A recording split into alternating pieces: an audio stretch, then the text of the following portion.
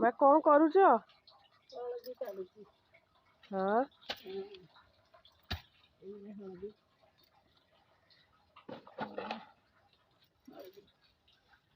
ଏତେ ଗୁଡାଏ ହଳଦୀ।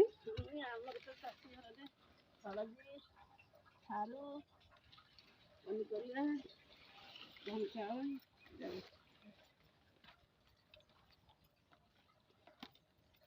ବାହାରିଛି ଆଉ।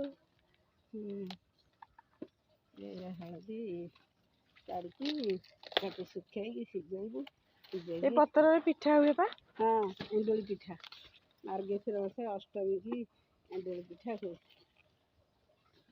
ଏରା କେତେ ଦେଖନ୍ତୁ ସାଙ୍ଗମାନେ, ଏରା କେତେ ଆହୁରି ଲଗା ହେଇଛି।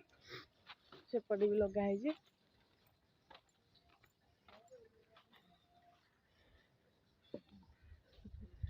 ଲଗା ହେଇଛି, ପୁରା ଜଙ୍ଗଲ ହେଇଯାଇଛି।